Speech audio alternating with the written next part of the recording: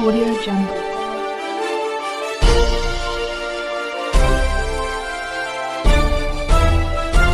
Audio Jungle. एक बार फिर से स्वागत है आप सभी का आपके अपने चैनल CRS न्यूज में। मैं हूं आपके साथ आकांक्षा तिवारी। आइए लेकर चलते हैं आपको आज की खबर की तरफ। जी हां, बताते चलें कि पुराने संसद में पिता को याद कर भावुक हुए चिराग पासवान। नए संसद में जाने से पहले प्रधानमंत्री नरेंद्र मोदी को दिया धन्यवाद।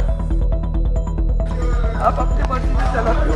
Thank you so much, Speaker sir, for giving me this opportunity कि भारतीय संसद की 75 सालों की इस यात्रा पर तमाम सम्मान्य साथी अपने अपने अनुभव, अपनी अपनी यादें, अपनी अपनी उपलब्धियां, उसका जिक्र यहां पर कर रहे हैं।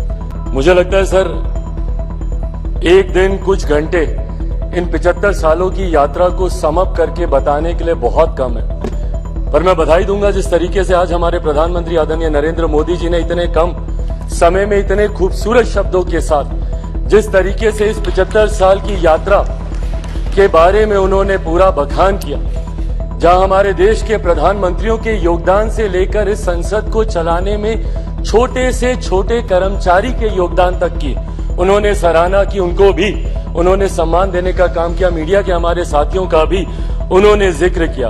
यकीनन कई ऐसी यादें सर इन 75 सालों में रही हैं। सेकेंड टाइमर मेंबर पार्लियामेंट हूं, युवा सांसद हूं, कंपैरेटिवली संभवतः मेरा अनुभव बाकियों से कुछ कम होगा, पर 9 साल का मेरा भी अपना अनुभव है। पर इन 9 सालों से ज्यादा सर मेरा अनुभव मेरे नेता, मेरे पिता आदरणीय रामविलास पासवान जी की वजह से रहा। बचपन से जब से होश संभाला, उनके माध्यम से इस संसद की कार्य प्रणाली को समझा, इस संसद की कार्य शैली को समझा, और जब पहली बार इस लोकसभा में आया तो उन्हीं का ही हाथ पकड़ कर आया।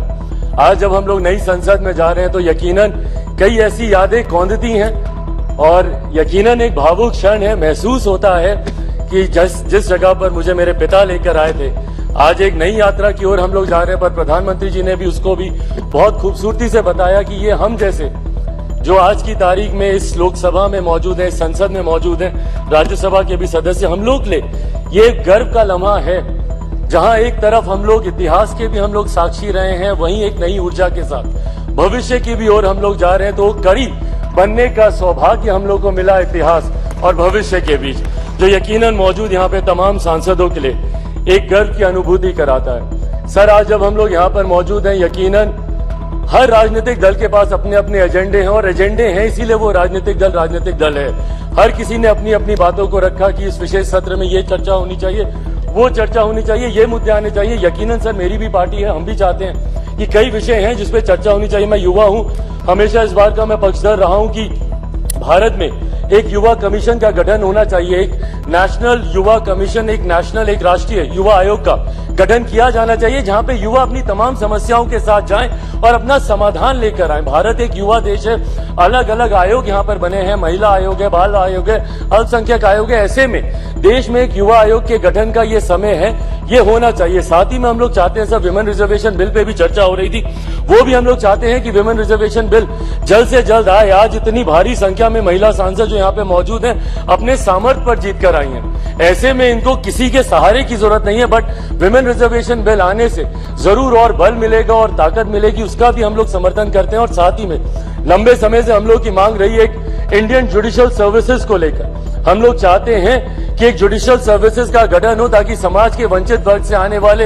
लोग उस स्थान पर पहुंचे जहां से वो न्याय दिलाने की प्रक्रिया का वो हिस्सा बन सके, ताकि उनके साथ जो अभी तक भी रह रहकर भेदभाव या अन्याय होता है उसको दूर किया जा सके। पर इन तमाम विषयों को अलग अलग मंचों पे हम लोगों ने रखा है सर, ऑल पार्टी मीटिंग होती है वहां पर भी, पर हम लोग सिर्फ इन एंटीसिपेशन की क्या होगा कहीं ना कहीं इस लम्हे की खूबसूरती को हम लोग खो रहे हैं।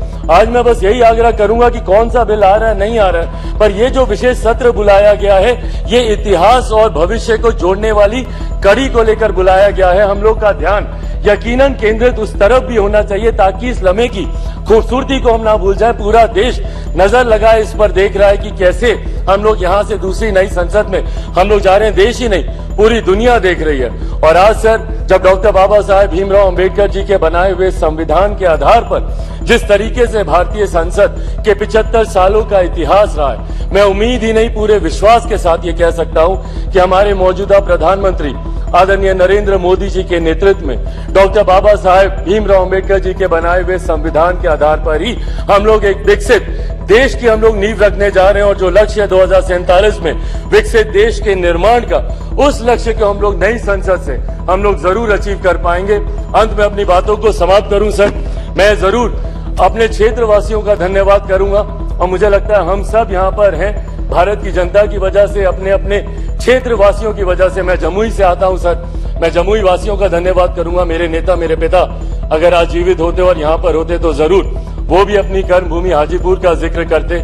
मैं पूरे अपने प्रदेश बिहार का और देशवासियों का धन्यवाद करूंगा जिन्होंने भारतीय संसद को इतना सशक्त, इतना मजबूत बनाया कि आज जब दुनिया भर के राष्ट्रीय अध्यक्ष आते हैं तो वो G20 जैसे इतने भव्य आयोजन को देखकर, जो हमारे प्रधानमंत्री जी के नेतृत्व में किया गया, उसको देखकर देश ही नहीं पूरी दुनिया बढ़ते विकसित भारत के बढ़ते कदमों की सराहना करती है।